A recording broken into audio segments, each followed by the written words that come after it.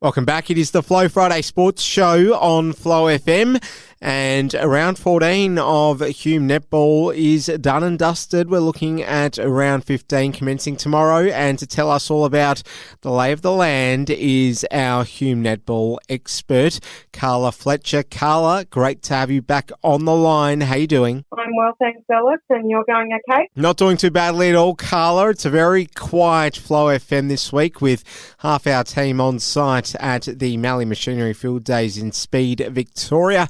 But just about everyone's back in the office, I think, now. So it'll be back to normal pretty soon. Now, Carla, let's talk round 14 Hume netball. We did have some close games, but the two heavy hitters weren't involved in either of those. So we'll start with Holbrook. They had the task of trying to keep Osborne at bay, but were not able to do so. 20 goals, the difference here. Osborne keeping on. Carla, it seems. Yeah, look, and it was a pretty tough game on court for both teams. Osborne were down a few key players, and they had a couple of 2B graders step up in Lucy Bennett and Claire Gooden, which helped them get over the line. Look, Holbrook were only down by five goals at the first break, so sounds like they really went out hard, and they really wanted to show Osborne what they're capable of now that they're up there in the top six. But I think Osborne are just way too strong. Got to have a lot of depth. Courtney Menzies had a really great game in wing defence with a lot of intercepts, and she puts just a lot of pressure on players throughout the mid-court. And Bridie Willis also stood tall in the goal circle. And Claire Gooden, who stepped up from B grade, she had a great game in the defence end with Taylor Byrne, Claire Marriott and Jodie Ross-Smith all having great games for Holbrook. Well, Billabong Crows, they weren't exactly chasing the shadows of Gindera, but in the end, Gindera 16 goals, too good on this occasion, 50-34 the final score. How did you see this one? Billabong Crows probably couldn't have done too many things better than they did in the end to at least score 34 against Gindera, you'd think, Carla? Yeah, look, and they played a pretty strong and consistent first three quarters against Gindera, who was second place. Look, but Gindera just applied some pressure through the mid-court, and they had some very handy turnovers, which just halted the Crows' run in the last quarter. Best one for the Crows went to Jess Feely in goal attack, who's working really well in the circle, and Lily Hanrahan had a great game as goal shooter. And look, Gindera, I think, were pretty happy to come away with the win. The best players for Gindera were Shana Holland, she had a stint in the goal circle shooting, which she's usually down the other end playing goalkeeper. Jess Husky in wing defence had a great game, and also their coach Tegan Vogel. She's playing really well in the centre. So yeah, it'll be interesting to see how they go over the next few weeks. One of the closer games in round 14, CDHBU 38 against Lockhart 43. Another win for the Lockhart girls, Carla, which they'll be very happy with. Yeah, look, this was a great game on the weekend. Lockhart had nothing to lose. They were going in there, and CDHBU, they were fighting, to get back up into the top six. Lockhart knew they had to work really hard down the defence end and try and shut down CDHBU's really tall shooter in Rosie Dye, and both Tegan Hannon and Hannah Keeley, they continued to put pressure on her and throughout the whole game. And look, there was nothing in it at each break, and it could have gone any game. But look, Lockhart just came out firing in the last quarter with Maddie Robinson and Chelsea Hosey working really well in the goal circle. And, it was a huge 8-goal turnaround, and they won by 5. So, great effort to Lockhart. Carly Pearce and Ruby Hyde also had great games in the centre, and CDHBU's best players were goalkeeper Courtney Haig. She just worked tirelessly all game.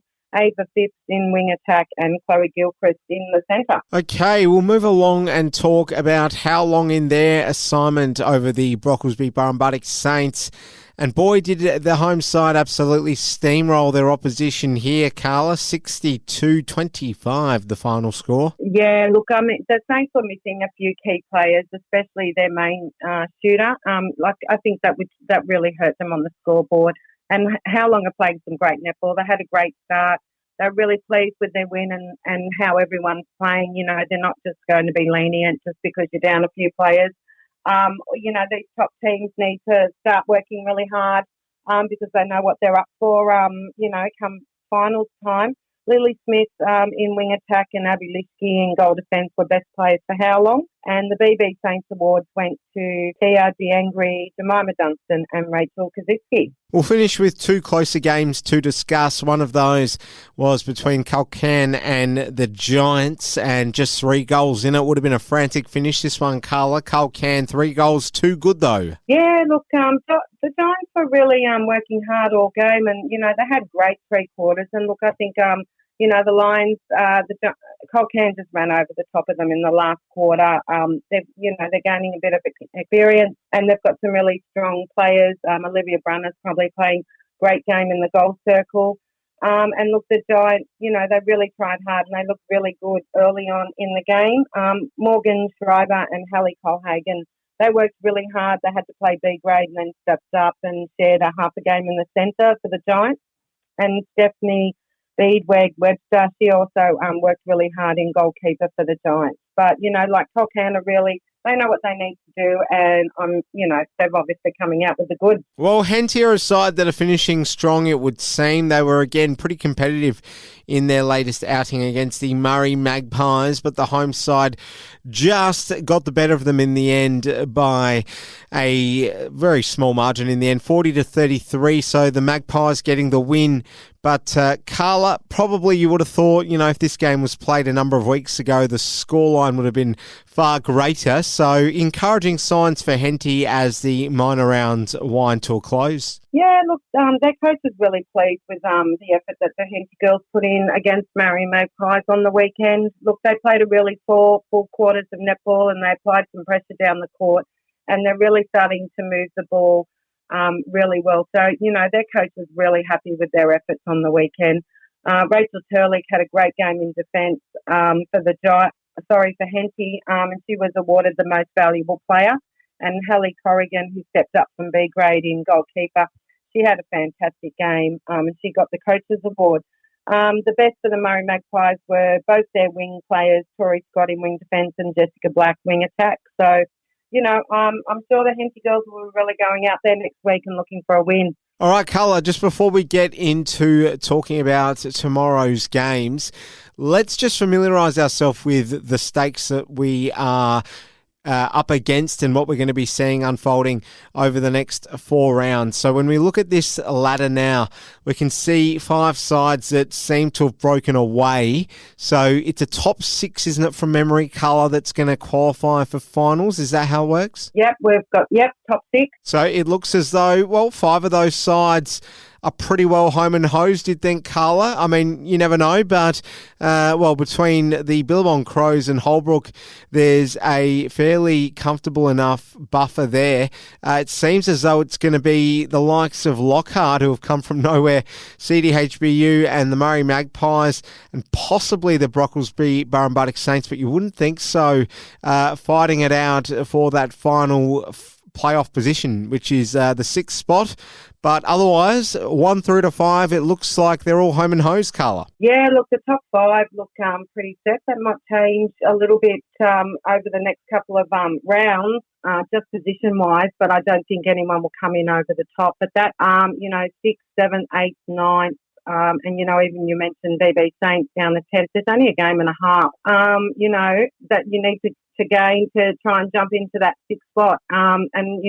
It will go down to who you're actually playing and, whether you've got a full side taking the court each week. So it's going to be very, very interesting. Yeah, percentage is just separating, 3 or 4 teams there. Yeah, no doubt. Well, let's just quickly rush through the fixtures for round 15, which gets underway tomorrow afternoon. Brocklesby Burrumbuttock Saints, no chance for them.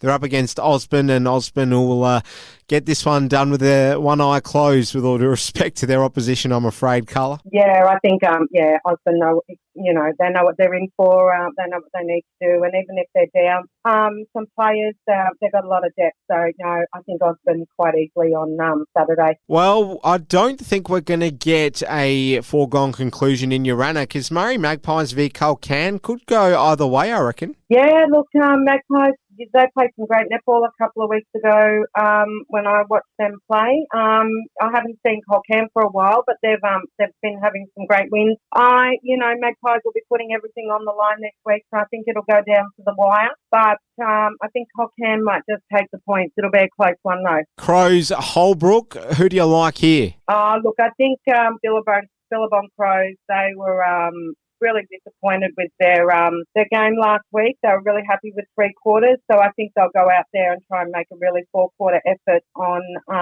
Saturday, and I think they'll account for Holbrook. Well, considering the recent form of Henty as far as being competitive goes, I feel like there's no greater opportunity for them all season long to perhaps get their first win than the round that we're currently in from tomorrow. Yeah, and if they continue how they've been playing, like the coach says, they've been working really hard, putting pressure on the court, and I think that's the key. If they put some pressure on CDHBU on the weekend, they might just come away with the point. Potential upset on the cards with how long travelling to Jindera. They'll have plenty of work that they're going to have to make sure they're across, Carla, but this could be a game where people are a little bit surprised with the final result. Yeah, look, this one's a hard one to tip. I think Jindera will take the points. They've got 2 massive games coming up over the next couple of weeks, Jindera, so it'll be really interesting. Emma's working really hard with the Howlong girls. But I just think some of the combinations in Jindera might be a little bit too strong, and they might just come away with a close win, Jindera. Finally, Lockhart, they're up against the Giants. Are you predicting a close one here, Carla? Yeah, I think this will be another one that goes down to the wire. But, if Lockhart played like they played last weekend, and, there's that little chance now that they could sneak up with some wins over the next few weeks. So I think, Lockhart might be, going out on the weekend and hoping for the win. Carla Fletcher, our Hume netball expert. Great speaking with you again. Enjoy the games this weekend because, Carla, it's going to be fireworks. There's a lot of great games to look forward to as this season winds up to a close. Thanks so much for your insights on the show today. We'll speak to you next week. Thanks, Alice.